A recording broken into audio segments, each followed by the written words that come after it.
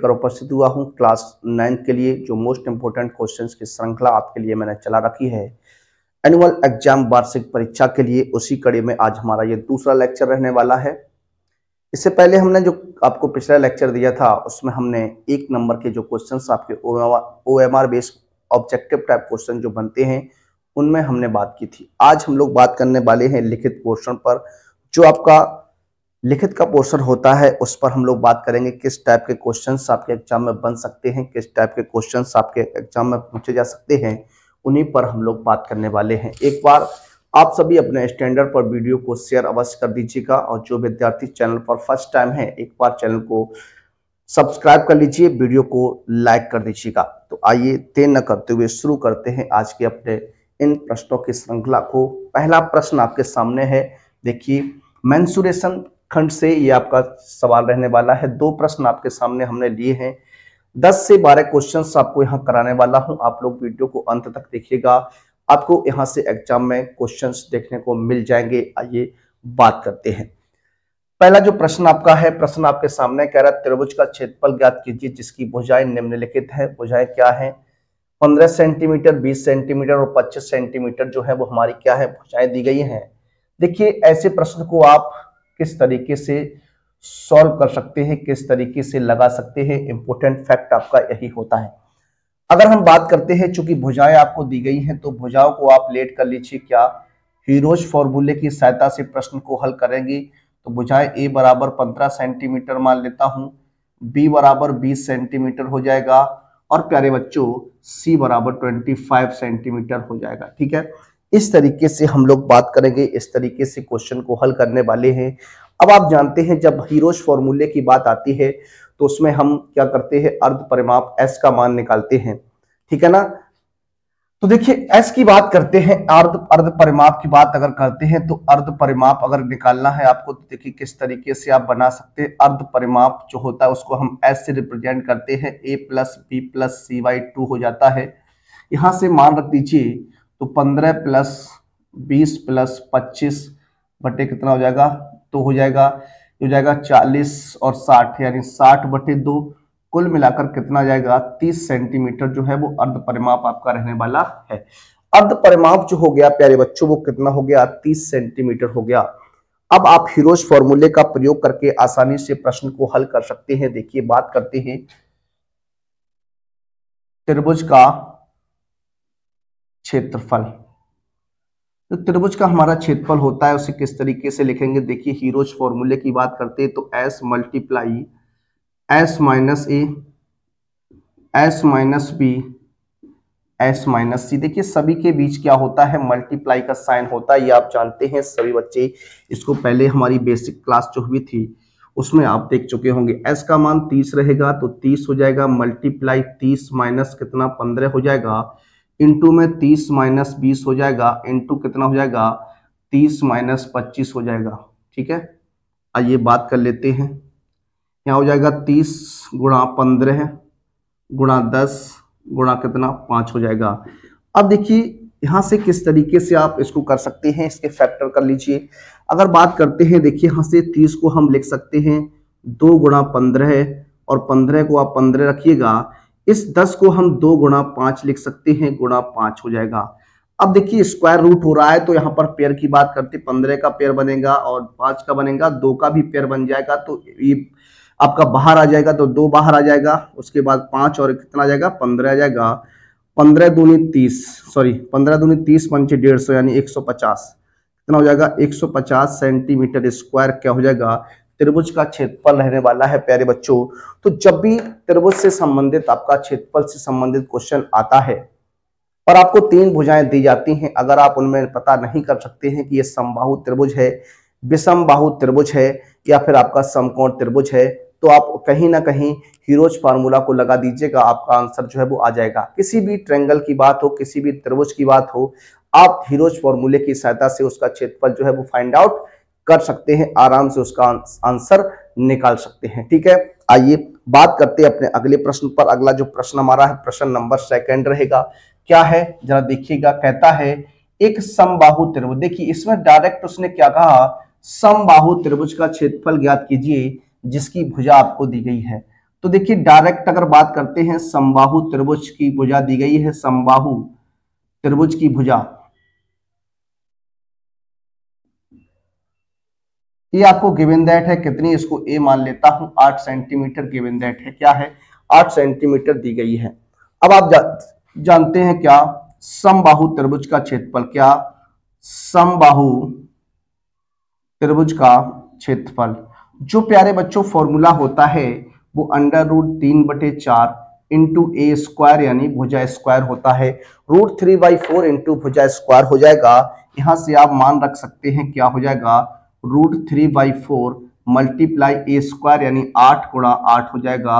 8 को ब्रेक कर दीजिए, 4 दूनी 8 होता है, 8 दूनी 16 √3 सेंटीमीटर स्क्वायर क्या हो जाएगा, इस प्रश्न का आंसर हो जाएगा 16 √3 सेंटीमीटर स्क्वायर क्या बनेगा, इस प्रश्न का आंसर बनेगा। क्वेश्चन इंपोर्टेंट रहने वाले हैं, कहीं ना कहीं प्रश्न में कोई भी अगर समस्या आपको आती है, अगर समझ में नहीं आता है तो आप हमें कमेंट के माध्यम से बता सकते हैं, उसको मैं अगले वीडियो में आपकी जरूर सॉल्व कराने का प्रयास करूंगा। आप लोग हमारे साथ बने रहिएगा, अपने मित्रों को हमारे साथ जोड़ते रहिएगा और अपने YouTube परिवार को इसी प्रकार से बढ़ाते रहिएगा। आइए बात करते हैं अपने अगले प्रश्न पर।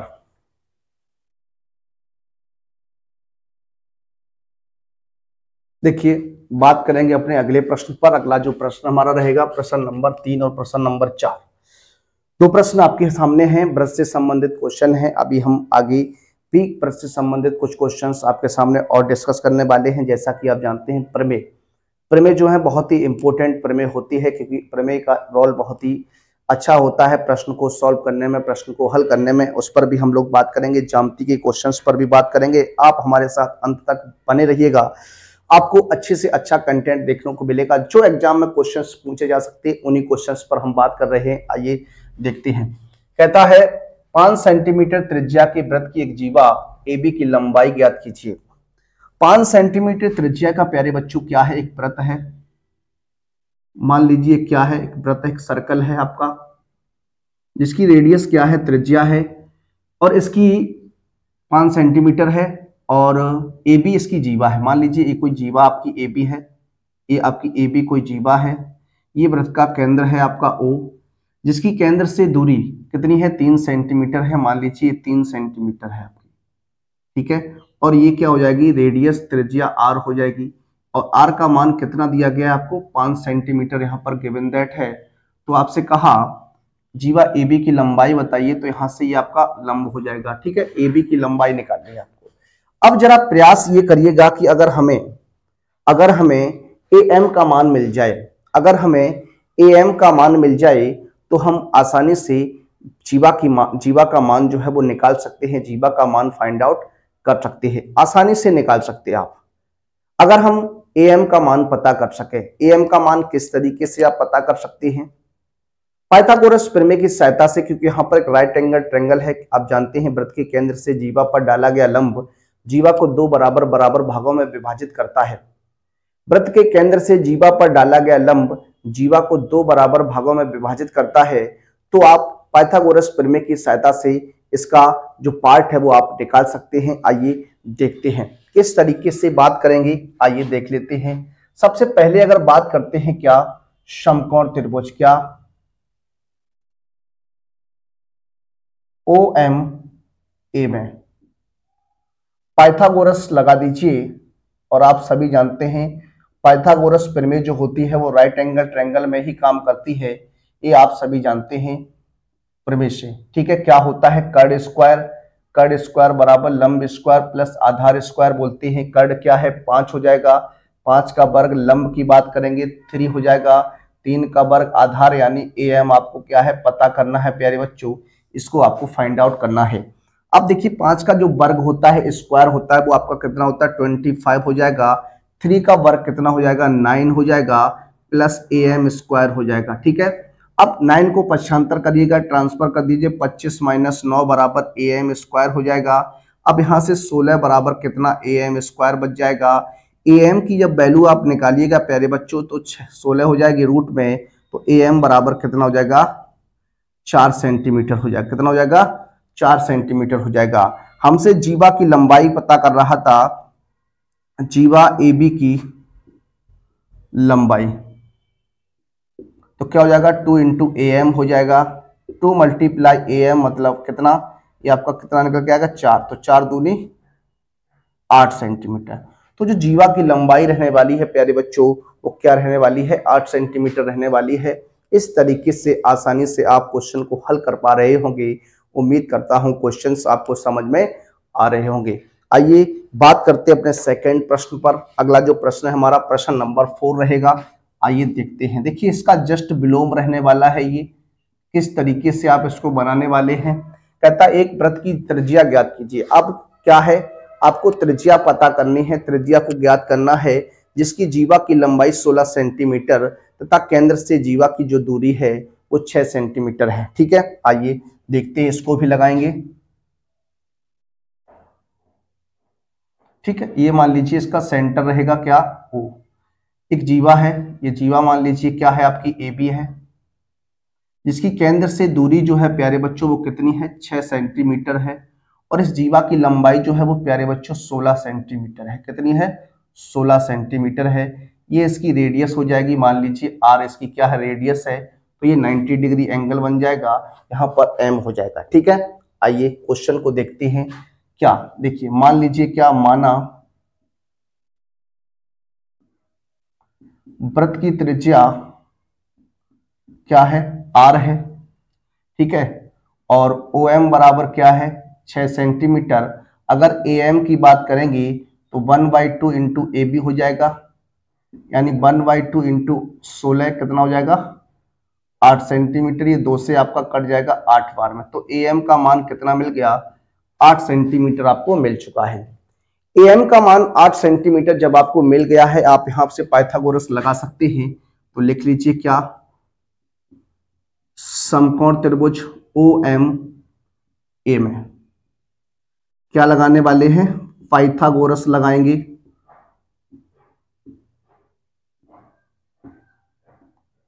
क्या हो जाएगा, कर्ड स्क्वायर बराबर लंब स्क्वायर प्लस आधार स्क्वायर। कर्ड की जगह कौन है, R है, तो R स्क्वायर, लंब की जगह 6 का वर्ग प्लस 8 का वर्ग हो जाएगा 36 प्लस 8, 8 से 64 हो जाएगा, ये 100 निकल के आएगा। R स्क्वायर, R की बात करते हैं तो R बराबर कितना हो जाएगा, 10 सेंटीमीटर। यानी जो वृत्त है, जो वृत्त की त्रिज्या निकल के आई, वृत्त की जो त्रिज्या बनी वो प्यारे बच्चों कितनी थी, 10 सेंटीमीटर थी। कितनी थी, 10 सेंटीमीटर थी। तो इस तरीके से प्रश्न अगर बनता है इस टाइप का, तो आप उसको इस तरीके से ज्ञात कर सकते हैं, हल कर सकते हैं। आइए बात करते हैं अपने अगले प्रश्न पर। देखिए बात करेंगे नेक्स्ट प्रश्न पर। अगला जो प्रश्न हमारा है प्रश्न नंबर 5। प्रश्न नंबर 5 और प्रश्न नंबर 6 दो प्रश्न आपके सामने हैं। आइए इनकी बात करते हैं। कहता है एक चतुर्भुज के 3 कोण 75 अंश, 90 अंश, 105 अंश हैं, तो चतुर्भुज का चौथा कोण जो है वो आपको ज्ञात करना है, कितना होगा, किस तरीके से बात करेंगे, आइए देखते हैं। देखिए अगर बात करते हैं, मान लेता हूं, माना कोण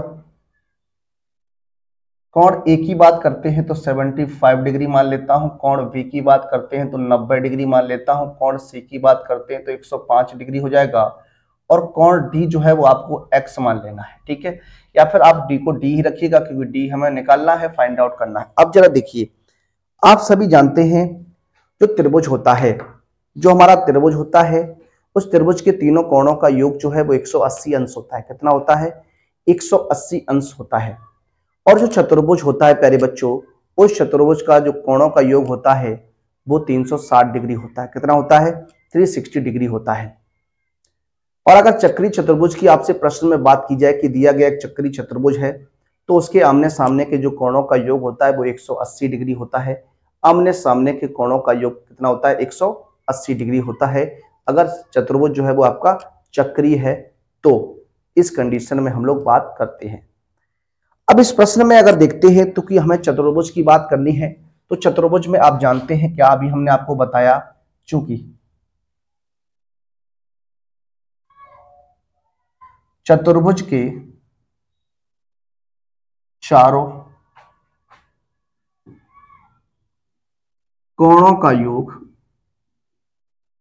बराबर कितना होता है, 360 अंश होता है। चतुर्भुज के जो चार कोण होते हैं उन सभी का जो कितना होता है, उन सभी का सम कितना होता है, 360 अंश होता है। यानी यहां हो जाएगा angle A plus angle B plus angle C plus angle D is equal to 360 degree. मान रखेंगे तो यहां हो जाएगा 75 प्लस 90 प्लस 105 प्लस कोण डी बराबर 360। अब यहां ऐड करते हैं तो ये हो जाएगा 180 और 9 27 270 अंश प्लस कोण डी बराबर 360। तो कोण डी की अगर बात करते हैं तो 360 माइनस 270 हो जाएगा। अगर यहां से आप घटाते इसको तो ये 90 अंश ही आपका बन के आएगा। कितना हो जाएगा, 90 अंश आ जाएगा। कितना आ जाएगा, 90 अंश आ जाएगा। यानी जो आंसर रहेगा वो प्यारे बच्चों 90 अंश रहने वाला है। आइए 90 डिग्री हो जाएगा। आइए बात करते हैं क्वेश्चन नंबर 6 पर। कहता है एक त्रिभुज के तीन कोणों का अनुपात दिया गया है, तो त्रिभुज के तीनों कोणों की माप ज्ञात कीजिए। देखिए अगर बात करते हैं, मान लेता हूं, माना त्रिभुज के तीनों कोण, एक आपका x हो जाएगा, एक 2x हो जाएगा और एक आपका 3x हो जाएगा। ठीक है, या इसको इस तरीके से लेट कर लीजिए, a बराबर x हो जाएगा, b बराबर 2x हो जाएगा और c बराबर 3x हो जाएगा। ठीक है, इसको इस तरीके से हम बता सकते हैं। अब आप जानते हैं क्या, चूंकि त्रिभुज के तीनों कोणों का योग 180 डिग्री होता है, 180 डिग्री, तो यहां हो जाएगा angle A, angle B, angle C का सम जो होगा वो 180 के बराबर होगा। यानी x 2x 3x बराबर 180। ये 6 3 9 6 2 8 सॉरी 3 2 5 और 1 6, 6x बराबर 180, x बराबर 180 बटे 6 से ब्रेक करेंगे, x बराबर कितना आ जाएगा, 30 अंश आ जाएगा। तो एंगल की बात अगर करें तो कोण A बराबर क्या था, x था, तो ये 30 अंश हो गया प्यारे बच्चों। एंगल B की बात करते तो 2x था, यानी हो जाएगा 2 गुणा 30, कितना हो जाएगा, 60 अंश हो जाएगा। और कोण C की बात करते हैं, 3 इंटू 30 90 अंश हो जाएगा। तो इस तरीके से इस प्रश्न को हम देख सकते हैं। आइए बात करते हैं अपने अगले प्रश्न पर। देखिए बात करेंगे अगले प्रश्न पर। अगला जो प्रश्न है हमारा प्रश्न नंबर 7, परिमेयकरण से संबंधित क्वेश्चन रहेगा आपका। कहता है √3 प्लस √2 अपॉन √3 माइनस √2 को हल कीजिए। देखिए जब भी इस टाइप का प्रश्न आपके एग्जाम में बनता है तो किस तरीके से उसे हल करते हैं, किस तरीके से उसे सॉल्व करते हैं, जरा देखिए। जो भी हर में लिखी हुई संख्या होती है, जो भी हर में लिखी हुई संख्या होती है उसका हम परिमेयकरण करते हैं, उसका हम चिन्ह बदलकर अंश और हर में गुणा कर देते हैं। तो आइए इसको देखते हैं। क्या है, √3 प्लस √2 अपॉन √3 माइनस √2 है, तो माइनस चिन्ह जो है वो आपका प्लस हो जाएगा। क्या हो जाएगा, प्लस हो जाएगा, प्लस वाली संख्या से क्या हो जाएगा, गुणा हो जाएगा। जी सर हो गया। अब आप क्या करिएगा, इसको सॉल्व कर दीजिए। तो √3 प्लस √2 का होल स्क्वायर, क्योंकि एक जैसा हो जाएगा, अपॉन में यहाँ a minus B, a plus B है, तो √3 का वर्ग माइनस √2 का वर्ग हो जाएगा। सॉल्व करेंगे, या a प्लस बी का होल स्क्वायर जो होता है वो a square plus B square plus 2ab होता है, a square plus B square plus 2ab होता है। यहाँ हो जाएगा √3 प्लस √3 का वर्ग प्लस √2 का वर्ग प्लस 2 मल्टीप्लाई √3 इंटू √2 हो जाएगा, अपॉन ये हो जाएगा 3 माइनस 2, यहाँ से 3 प्लस 2 प्लस 2, √2 का √3 के साथ √6 हो जाएगा, अपॉन में 1, ये हो जाएगा 5 प्लस 2 √6 जो होगा वो इस प्रश्न का आंसर हो जाएगा। क्या हो जाएगा, आंसर हो जाएगा। तो इस टाइप का जब भी प्रश्न बने तो आपको क्या करना है, उसकी हर का परिमेयकरण कर देना है और परिमेयकरण करने के बाद उसे सॉल्व कर देना। आइए बात करते हैं अपने अगले प्रश्न पर। देखिए इसमें एक टाइप का ये प्रश्न और बनता है, वो आपके सामने हमने यहाँ पर लिया हुआ है। लिखा है √5 minus √3 upon √5 plus √3 equal to a plus B root 15 है, तो a और b का मान जो है वो हमें ज्ञात करना है। पहले क्वेश्चन को जो आपका लेफ्ट हैंड साइड है उसको सॉल्व करके यहां तक लेके आना है, उसके बाद हमें कंपेयरिंग करानी है, तुलना करानी है। देखिए सॉल्व करना शुरू करते हैं। √5 माइनस √3 अपॉन √5 प्लस √3 है, तो हर में प्लस का साइन है तो माइनस से गुणा हो जाएगा,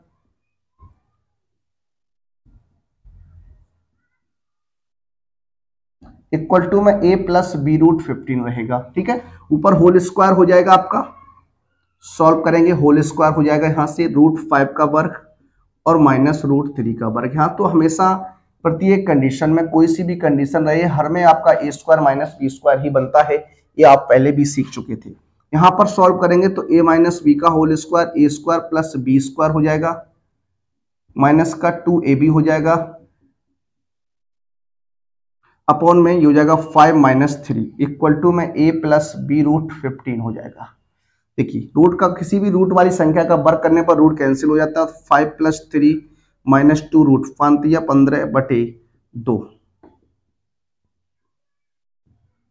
यहां से 5 3 8 minus 2 root 15/2 a plus B root 15।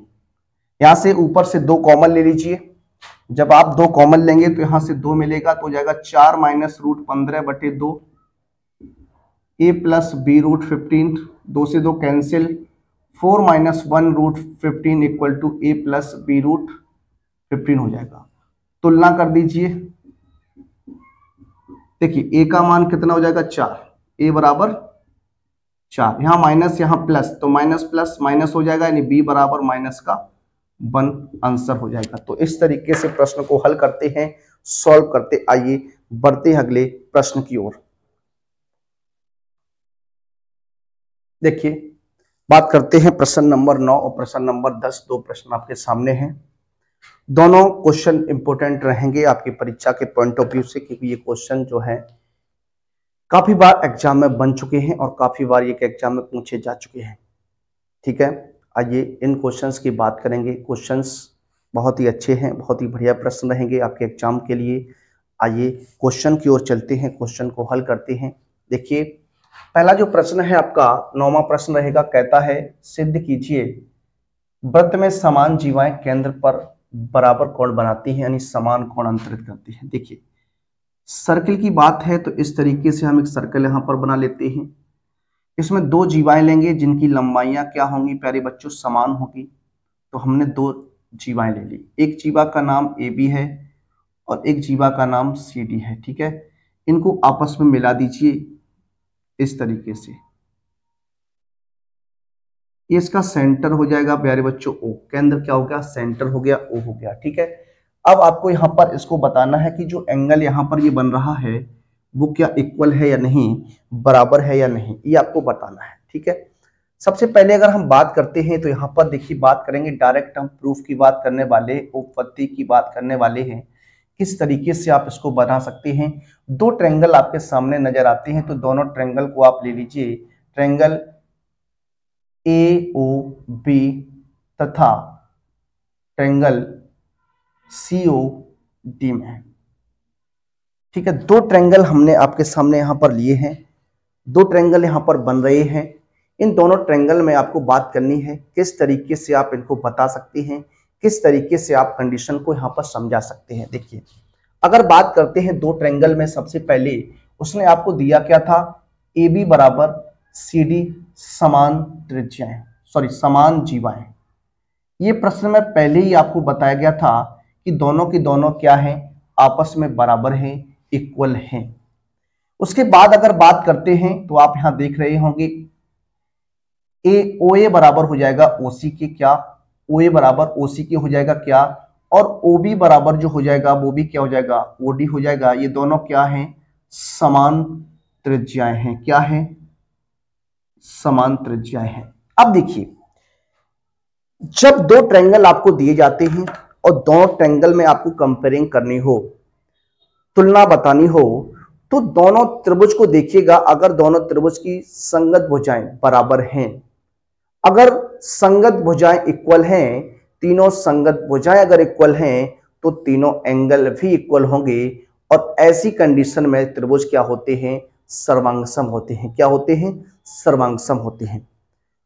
अगर दो त्रिभुज में उनकी संगत भुजाओं में अनुपात जो है वो समान रहता है, यानी संगत भुजाएं जो है समानुपातिक होती हैं और संगत कोण बराबर होते हैं, तो त्रिभुज समरूप कहलाते हैं। सर्वांगसम में सभी अंग समान होते हैं, समरूप में सिर्फ अनुपात समान होता है, उनका संगत भुजाओं का अनुपात जो है वो समान होता है, लेकिन सर्वांगसम में भुजाएं इक्वल होती हैं। जैसे 4 सेंटीमीटर है तो दूसरे त्रिभुज की साथ 4 सेंटीमीटर होगी, 5 सेंटीमीटर है तो 5 सेंटीमीटर होगी। इस तरीके से हम लोग बात करते हैं। तो यहां पर जो कंडीशन आपकी बनेगी प्यारे बच्चों, वो ट्रिपल एस की कंडीशन बन जाएगी। एस एस समरूपता से, क्या, सर्वांग समता से।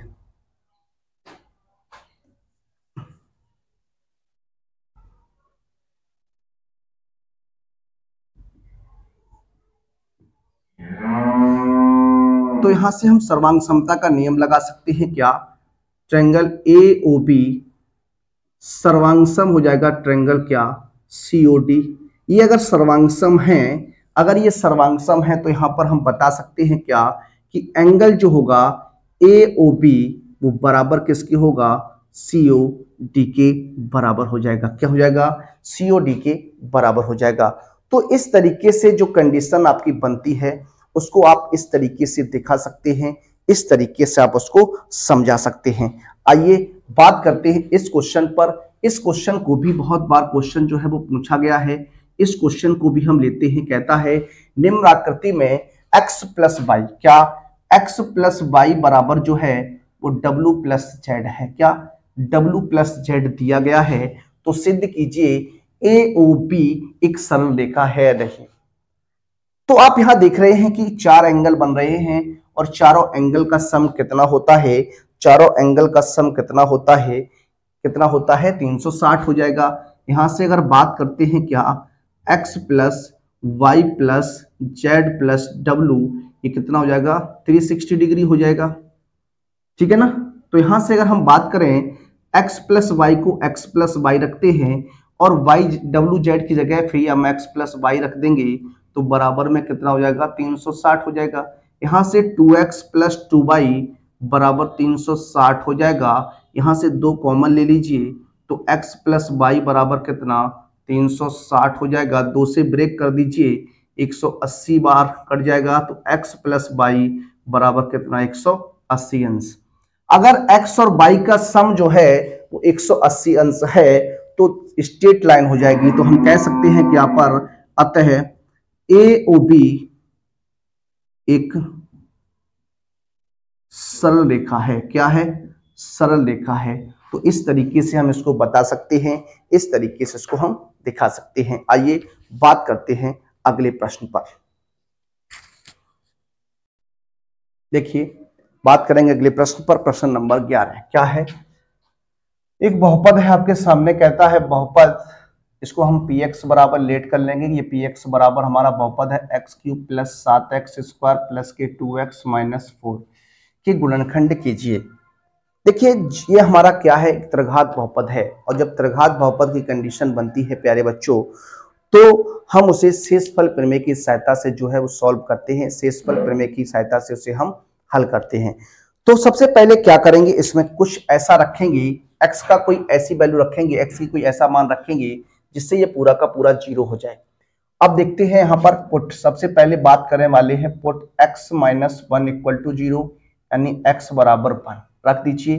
तो P1 कितना आने वाला है, देखिए 1 का cube plus 7 multiply 1 square plus का 2 मल्टीप्लाई कितना हो जाएगा। देखिए इसमें अगर हम बात करें तो देखिए, अगर हम बात करें तो प्लस 1 यानी माइनस का 1 रख लीजिए, तो माइनस 1 की पावर 2 हो जाएगा। और ये माइनस 1 माइनस 4, ठीक है। ये माइनस 1 प्लस 7 गुणा 1 माइनस का 2 और माइनस का 4, ठीक है। हो जाएगा 6 2 8, सॉरी 4 3 7 हो जाएगा। माइनस 7 प्लस 7 कट जाएगा, यानी कितना जाएगा, 0 आ जाएगा। तो यहां से हम कह सकते हैं क्या, अतः बहुपद का x प्लस 1 एक गुणनखंड है। अगर ये गुणनखंड है तो इसको डिवाइड कर देते हैं, x+1 का इसमें डिवाइडेशन कर दीजिए। चलिए भाई करते हैं x+1 का डिवाइडेशन, x³ plus 7x² plus 2x minus 4। ठीक है, x का डिवाइडेशन जब x³ में करते हैं तो x² बार जाएगा, गुणा करेंगे x³ और यहाँ 1 का होगा तो 1 के साथ x², यहाँ देखिए माइनस माइनस ही कट जाएगा। 7x² में तो 1x² घटाइएगा तो 6x² प्लस का 2x बचेगा। x का डिवाइडेशन 6x² के साथ तो 6x बार जाएगा, यहाँ से 6x² प्लस की 6x हो जाएगा। यहाँ से देखिए माइनस माइनस ये कैंसिल, 2 में से 4 घटाइएगा तो 2 में से 6 माइनस का 4x माइनस का 4 तो माइनस के 4 बार चला जाएगा। कितनी बार जाएगा? 4 बार जाएगा। ये हो जाएगा माइनस का 4x और माइनस के 4 एकम 4, ये माइनस माइनस प्लस, यहाँ प्लस, ये कैंसिल। ठीक है, तो ये कट गया आपका। अब देखिए अगर बात करते हैं यहाँ पर px बराबर जो बना वो x³ plus 7x² minus plus का 2x माइनस का 4, तो यहाँ क्या हो जाएगा देखिए जरा, ये हो जाएगा कितना, इसका एक फैक्टर x+1, दूसरा क्या हो जाएगा x² minus plus 6x minus 4।